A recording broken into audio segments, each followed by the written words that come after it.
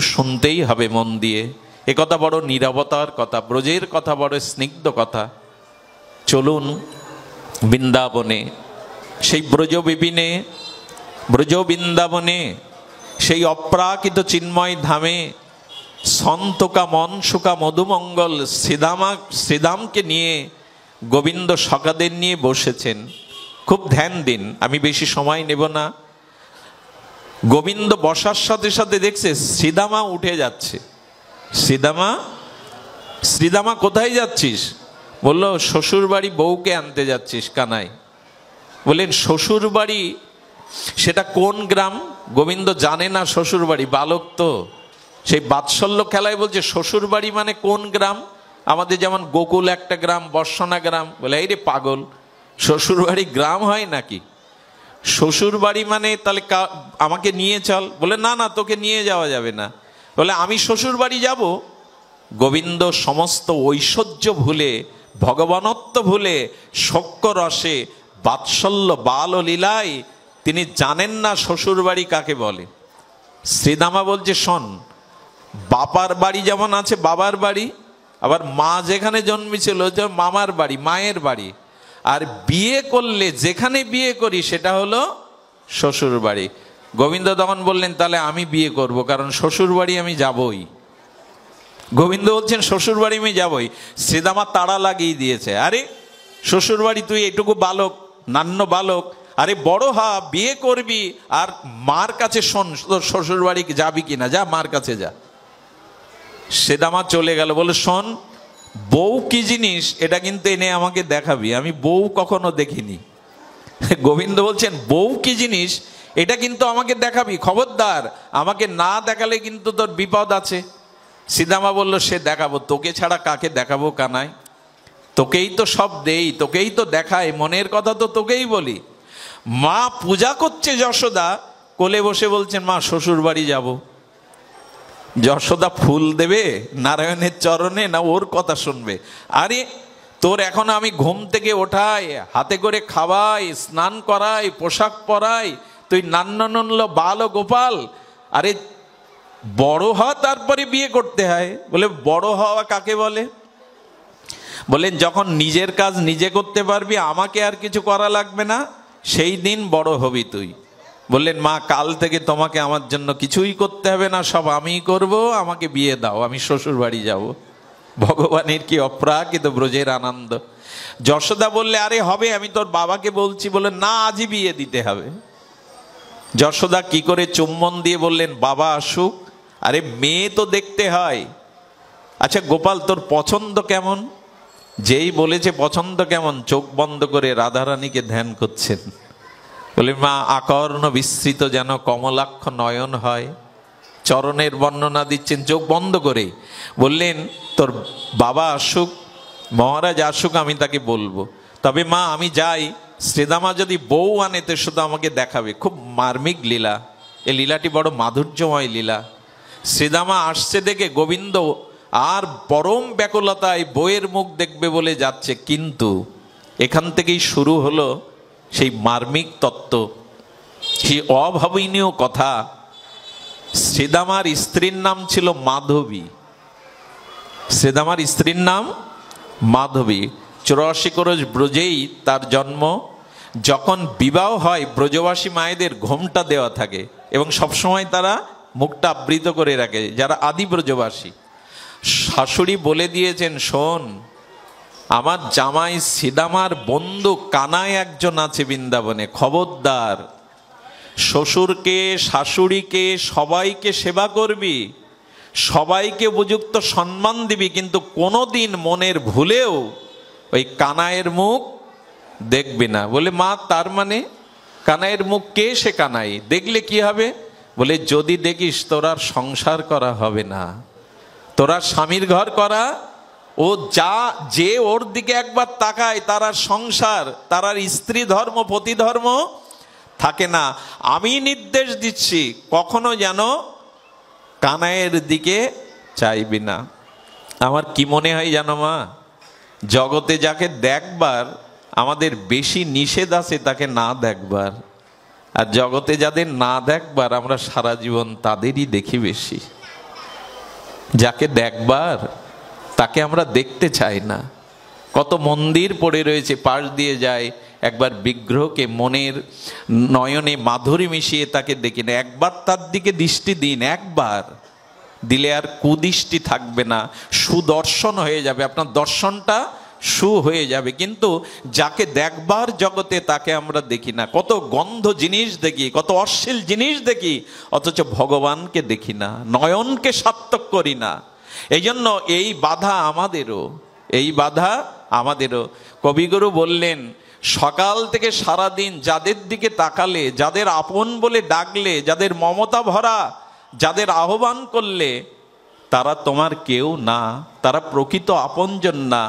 অথচ যার দিকে তাকাবার সে তোমার হৃদয়ে বসে আছে, কই তার দিকে তো একবারও তাকালে না। এই জন্য কবিগুরু বলেছিলেন, আমার হিয়ার মাঝে লুকিয়েছিলে, আমি দেখতে তোমায় পাইনি, আমি বাহির পানে চোখ মেলেছি, হৃদয় পানে চাইনি। তার দিকে একবার দেখুন, একবার নয়নটা দিন, নয়নে আর কিছু ধরবে না।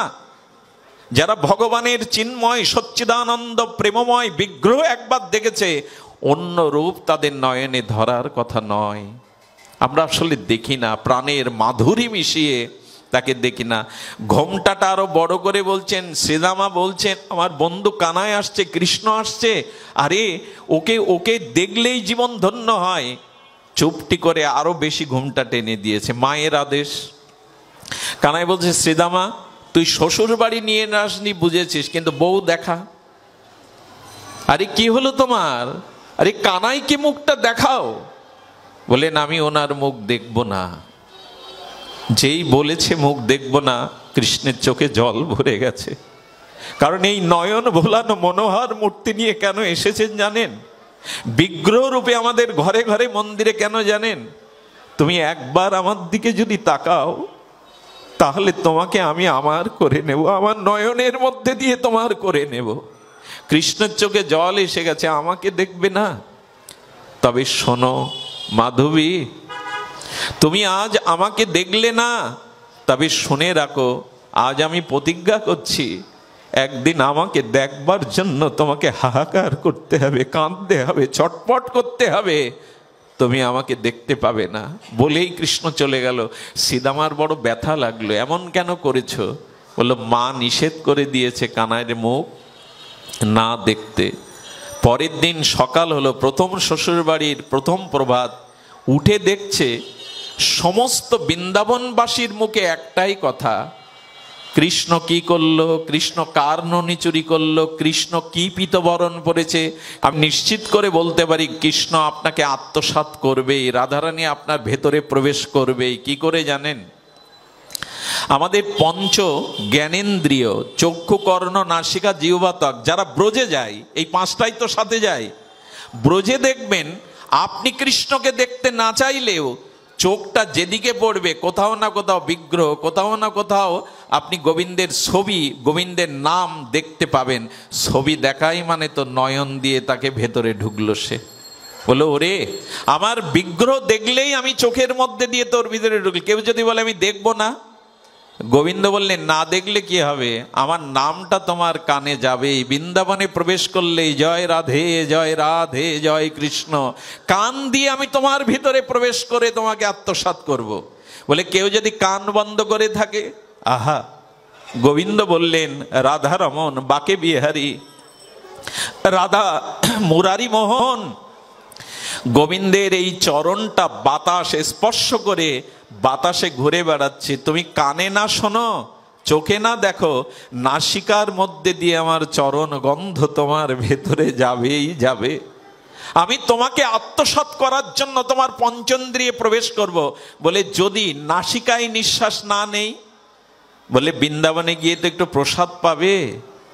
ব্রজবাসীদের মাধুকরী মন্দিরের প্রসাদ মানেই আমি জিহ্বার রসের সাথে তোমার ভেতরে প্রবেশ করব। রাধারানী বৃন্দাবনে এত করুণা করেছেন, যেমন করেই হোক। আর যদি চোখ, কান, নাক, মুখ বন্ধই রাখো, তবে শোনো, যে মাটিতে দাঁড়িয়ে আছো, ওই ধূলিকণা অঙ্গে লাগলেই আমি তোমার হয়ে যাব, আমি চিরদিনে তোমার মধ্যে প্রবেশ করব। ব্রজধূলির এই হলো মহিমা। আজ মাধবী দেখছে, একবার দিন একবার মাধবী দেখছে, যেখানে যাই যার কাছে শুনি, আর সামনে গিয়ে মাঝে মাঝে কি বলে জানেন সখীরা, আহা এই বদন যে দেখেনি, এই পীতবরণ, এই ত্রিভঙ্গ ললিত ঠাম, এই মুরলীধারীকে যে দেখানি, তার নয়নে বৃথা, তার জীবনে বৃথা। যতবার বলতে থাকে মাধবী তত কাঁদতে থাকে, মাধবী কাঁদতে থাকে। মা কেন নিষেধ করলো? কবে দেখবো আমি, কবে দেখবো? আর সামলানো যায় লোভ, কিন্তু মা যে নিষেধ করে আছে। একদিন প্রভাতে সারা রাত গোবিন্দের চিন্তা করে, এমন রূপ, এমন ভুবন ভোলানো মোহন, আমি দেখব না তাকে? এই চিন্তা করতে করতে ভোরবেলা ঘুম ভেঙে গেছে। অন্য সখীদের নিয়ে যমুনায় জল আনতে যাবে, কিন্তু অন্য সখীদের কথা মনে নেই, আবেশেই ঘোড়া নিয়ে যমুনায় জল নিতে গেছে। কি বলবো আপনাদের, সারা রাত যে গোবিন্দের কথা ভেবেছে না, চোখ দিয়ে বিন্দু বিন্দু প্রেমাস্ত্র পড়েছে না, ভগবানের বুকে বড় বেজে গেছে। আমি বলেছিলাম একদিন, আজ যদি মুখ না দেখাও, একদিন হাহাকার করতে হবে আমাকে দেখবার জন্য, আমাকে পাওয়ার জন্য, একটুকু দেখার জন্য হাহাকার করতে হবে। আজকে গোবিন্দ কি করেছে জানেন? যখন যমুনায় ঘোড়া ভরে জল নিতে যাবে, ভগবানের ইচ্ছায় ওটা তুলতে পারছে না। জল ভরা ঘোড়া যখন তুলতে পারছে না, হঠাৎ বলছেন কারো সাহায্য তো দরকার। গোবিন্দ উপস্থিত যমুনা পুলিনে, সেই মুরলীধারী পীতবরণ ময়ূর শিখপুঞ্জ মাত্রকে উজ্জ্বল জ্যোতিকিরণ সুগন্ধময় হয়ে গোবিন্দ যমুনা পুলিনে। শোনো এই ব্রজবালক, শোনো আমি তুলতে পারছি না। গোবিন্দ গিয়ে কি করেছে জানেন? গোবিন্দ গিয়ে এক হাত দিয়ে ওটা উঁচু করে, যেই মাথায় দিয়েছেন ও তো মাথা উঁচু করেছে, গোবিন্দও নিজেকে একটু উঁচু করে তুলেছেন। ঘোমটাটা পড়ার সাথে সাথে গোবিন্দের দিকে দৃষ্টি গেছে। যেই দৃষ্টি পড়েছে, সঙ্গে সঙ্গে মূর্ছিত হয়ে ওখানেই, কারণ ভগবানকে দর্শন করার সাথে সাথে প্রেম এসে গেছে, সেই প্রেমে মূর্ছিত হয়ে ধুলায় পড়ে গেছে। গোবিন্দ বললেন, এই শেষ দেখা। বড় কাঁদছিলে, ব্যাকুল হয়েছিলে। আমি ভক্ত হৃদয়ের ব্যথা কখনো সহ্য করতে পারি না। চোখের জল আমার কাছে, ভক্তের চোখের জল বড় অসহনীয়, আমি ওটা সহ্য করতে পারি না। কিন্তু এই যে দেখলে, আবার তোমাকে ক্রন্দন করতে হবে, আবার কাঁদতে হবে, আবার হাহাকার করতে হবে। ওই রূপ দেখেই যেই পড়ে গেছে, যারা সময়ে জল আনতে গিয়েছিল সেই সখীরা বললে, আরে মাধবী পড়ে আছে যে। মাধবীর চোখে মুখে যমুনার জল ছিটে দিয়ে বলার পরে বলছে, বল না, বল না, কাকে দেখলাম আমি কাকে দেখলাম? আমার নয়ন মনে ওই ছবি, ওই মূর্তি অঙ্কিত হয়ে আছে। আমার তো গা কাঁপছে, আমি দাঁড়াতে বলতে বলতে আবার মূর্ছা। আহা, সেই রূপ দেখবার মতো ইচ্ছা আমাদের জাগলো না, সেই রূপ অনুভব করবার মতো আমার প্রেমের দৃষ্টিতে তাকালাম না। একবার যদি নয়নে ওই রূপ ধরে যায়, আর কোন রূপ কারো কোনোদিনই ভালো লাগবে না।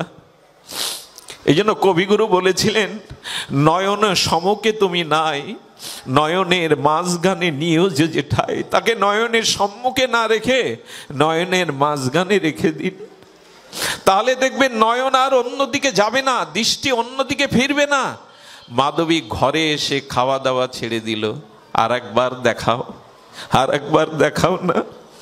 আমি শয়নে স্বপনে ঘরটা দরজা দিয়ে অন্ধকার করে দিই, যাতে তাকে না দেখি, মুখটা উজ্জ্বল হয়ে ওঠে, দেখাও আমাকে। বলেছিল না গোবিন্দ, কাঁদতে হবে তোমায়। সেই হাহাকার, সেই উন্মাদনা, সেই উৎকট তৃষ্ণা জেগে থাকলো এই মাধবীর চিত্তে। যেদিন ইন্দ্র আর বজ্রবৃষ্টি দিয়ে গোবিন্দ গিরিধারী ধারণ করলেন, সেই দিন গোবিন্দ মনে করলেন, এত ক্রন্দন, এত হাহাকার, আবার একটু এক ঝলক দেখিয়ে দিই। সবাই বলছে, শোন, তুই যাকে দেখেছিস সে ব্রজ বালক নয়, সে আমাদের কানাইয়া, সে আমাদের প্রাণনাথ, চল তাকে দেখবি। আজ তিনি গিরিরাজ ধারণ করেছেন। গিরিরাজের গিয়ে দেখছেন, সবাইকে দেখছে, গোবৎসদের দেখছে, গিরিরাজও দেখছে, কিন্তু গিরিধারীকে দেখতে পাচ্ছে না। তখন কি করলো জানেন? ললিতা বিশাখাকে গিয়ে বলছেন, শ্যাম, শ্যাম, একবার একটু মাধবীকে দেখা দাও, একবার একটু দেখা দাও। গোবিন্দ বলছেন, আজ আমি ওকে বিদ্যুতের মতো দেখা দেব, এই দেখার পরে এ জন্মেও আমাকে আর দেখতে পাবে না। যেই এক ঝলক দেখার সাথে সাথে মাধবী চরণে লুটিয়ে পড়ে বললেন, এই রূপ যেন আমার নয়ন থেকে না যায়, তবে শোনো মাধবী, এ জন্মে তুমি আমাকে আর দেখতে পাবে না। বলে, প্রভু কোন জন্মে পাবো? বলেন, আসছে কলিযুগে পাবে, এক যুগ অপেক্ষা করতে হবে। প্রভু কি রূপে আমি তোমায় পাবো, কি রূপে যাব? এই মাধবী কে জানেন? ইনিই কলিযুগের মীরাবাই। এই মাধবী হলো মীরাবাই। বললেন, যেদিন মীরা হয়ে রাজস্থানে মেওড়াতে আসবে এক ব্রাহ্মণ ঘরে, সেদিন ছোটবেলা থেকেই তোমার আমার প্রতি ব্যাকুলতা থাকবে। আমি কথা দিলাম মীরা, সেদিন তোমাকে আমি আমার করে নেব, চিরদিনের মতো করে নেব। বললেন, প্রভু তবে কেন পাঠাচ্ছেন? বললেন, তোমার মধ্যে কিছু বিরহ চাই, চোখের জল চাই, হাহাকার ছাড়া, বিরহ ছাড়া কেউ আমাকে পায় না। এই জন্য আমাদের ভজনটা দুফোঁটা চোখের জলে। আপনি ফুল উপাচার যতই কেনেন, ষোড়শোপচার শতোপচার, গৌরীয় ভজনটা দুফোঁটা প্রেমশ্রু দিয়ে। ভগবান সব সহ্য করতে পারেন, কিন্তু ভক্তের চোখের জল এটি প্রভু নিজে কখনো মেনে নিতে পারেন না। প্রভু যতবার জগতে এসেছেন, ভক্তের চোখের জলকে সেতু করেই তবে জগতে এসেছেন। চোখের জলটা গৌর গোবিন্দ এটা সহ্য করতে পারে না, যদি সে শুদ্ধ ভক্ত হয়। মীরা বেশি দিন বাঁচেনি, কারণ বিরহ তাকে বাঁচতে দেয়নি। সেই গোবিন্দকে পাওয়ার জন্য সেই বিরহে দেহ রাখলো মাধবী। শ্রীদামার স্ত্রী রূপে মাধুরী দেহ রাখার পরে মৃত্যুর চিন্তায়, গোবিন্দকে দেখবার, দর্শনের, সেবার চিন্তায় বায়ুমণ্ডলে ইথার তরঙ্গে তার আত্মাটা ওইভাবে পরিভ্রমণ করতে করতে করতে রাজস্থানের আর মেওড়া গ্রামে ওখানে এক সুব্রাহ্মণের কন্যা হয়ে মীরা জন্ম নিল। এই হলো মাধবী মীরা। কিন্তু দেখুন, লীলাটি বড় অপূর্ব, যদি একটু সময় থাকে আপনাদের হাতে। সেটি হলো, মীরা জন্ম থেকেই তার একটা অনুরাগ। কিন্তু আমি একথা বলবো, মীরা হলেও হবে না, ব্রজের মাধবী হলেও হবে না। ভগবানের প্রেম প্রাপ্তির জন্য অপেক্ষা হলো শুদ্ধ সাধু সঙ্গ। সাধু সঙ্গ ব্যতীত, হরি কথা ব্যতীত ভগবানের কৃপা বা প্রেম আপনি পেতে পারেন না। মীরার জীবনে 3 জন সাধু এসেছিল, তার মধ্যে একজন রোহিদাস।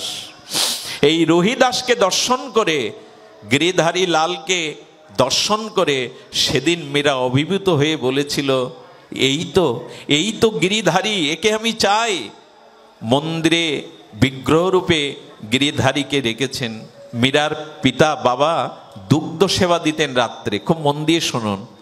একটু অসুস্থ হয়েছে, মীরা প্রথম ঠাকুর ঘরে ঢুকেছে।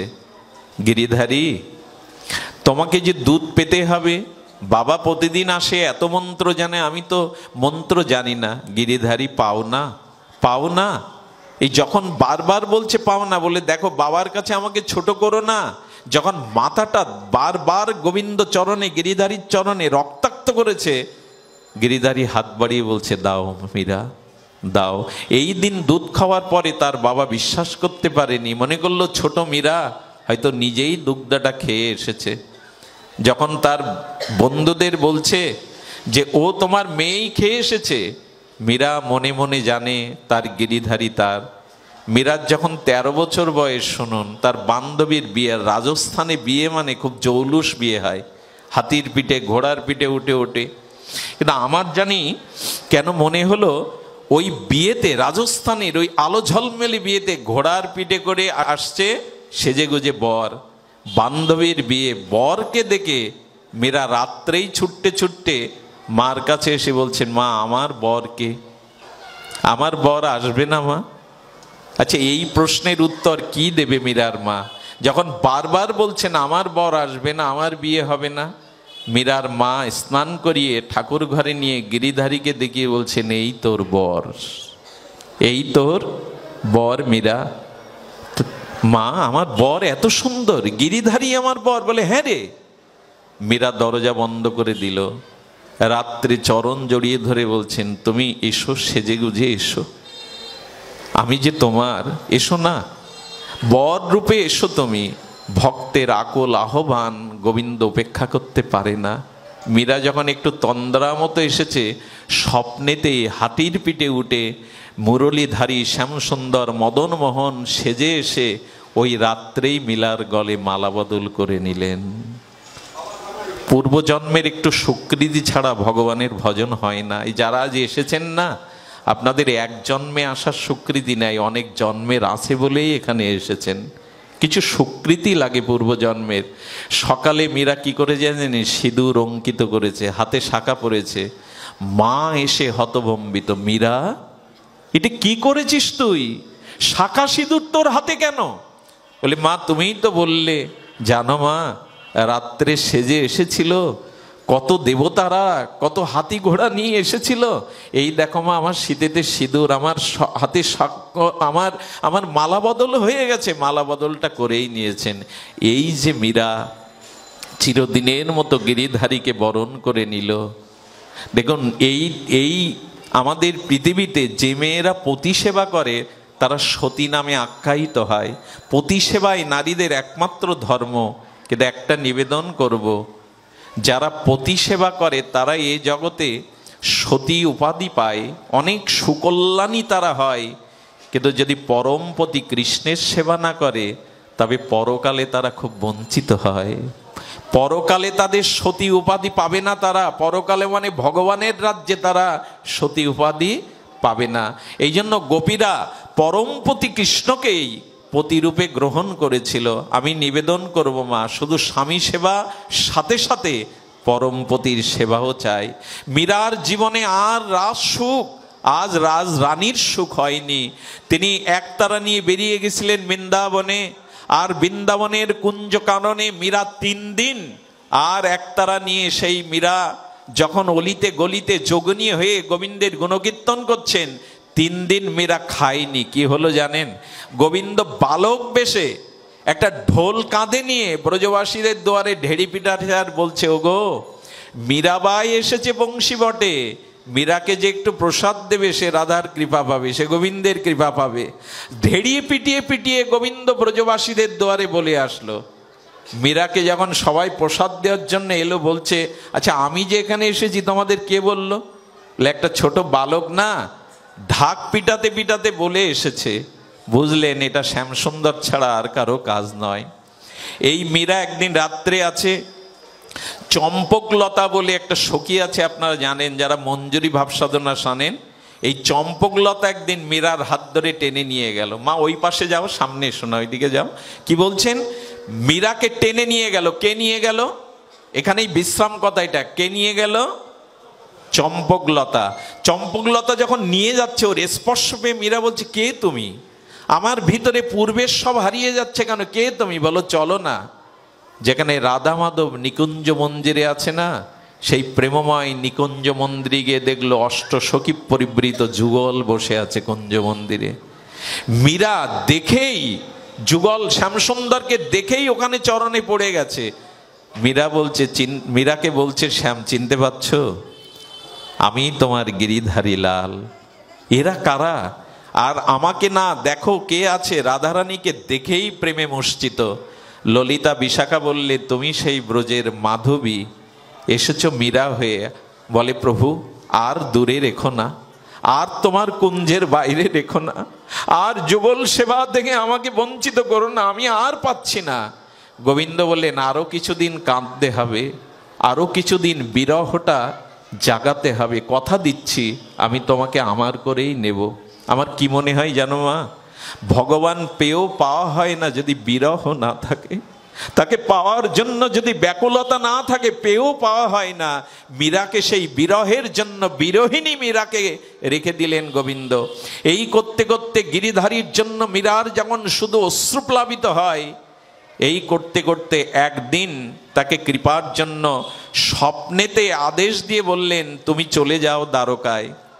বৃন্দাবনে নয়, দ্বারকায় চলে যাও, কারণ আমার স্ত্রী যারা তারা দ্বারকায় থাকে, আমি দ্বারকাধীশ। এই দ্বারকায় গিয়ে মীরার শেষ অবস্থা কি হলো জানেন?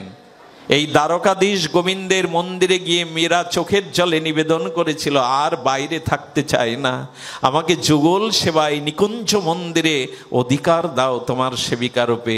এই বলতে বলতে মীরা গিরিধারী লালকে জড়িয়ে ধরার সাথে সাথে মীরা চিরদিনের মতো বিগ্রহে লীন হয়ে গেল। মীরার কাপড়ের খণ্ডটা গিরিধারীর বদনে ছিল। এই হলো সেই মাধবীর ব্যাকুলতা, এই হলো মাধবীর উৎকণ্ঠা। এই লীলার দ্বারা আমি এইটুকু নিবেদন করে বিশ্রাম করছি, আসুন গোবিন্দের নিকুঞ্জ সেবা পাওয়ার জন্য সখী রূপে আমরাও যাতে নিকুঞ্জে প্রবেশ করতে পারি, সেই ব্যাকুলতাটা আমাদের হৃদয়ে থাকুক। আমরা যেন যুগল সেবায়, যুগল মাধুর্য শ্রীধাম বৃন্দাবনের প্রেম ও নিকুঞ্জ মন্দিরে যেতে পারি। আর এটাই মহাপ্রভু দিতে এসেছিলেন। গুরুদেব বলেছিলেন, শ্রীধাম বৃন্দাবন যুগল ভজন ধন মোহে করালো উপদেশ। আসুন আমরা যুগল ভজনে রাধারানীর চরণ কৈকর্যে প্রেমময় প্রেমময়ীর শোকময় শোকময়ীর চরণে আশ্রয় নেই। ধন্য হোক আর্য সভা মন্দির, ধন্য হোক আজকের এই মাঙ্গলিক ভাগবতী অনুষ্ঠান, ধন্য হোক আজকের ভক্তিযজ্ঞ, 24 প্রহর নামযজ্ঞ, ধন্যাতি ধন্য হোক। এই প্রার্থনা জানিয়ে আপনাদের সকলের চরণে আবারও বিনম্র সশ্রদ্ধ দণ্ডবাদ জানিয়ে আজকের মতো হরিকথার এখানেই বিশ্রাম। জয় শ্রী গুরু প্রেমানন্দে গৌর হরি বল। জয় রাধে, জয় গৌর সুন্দর, জয় রাধা মাধব।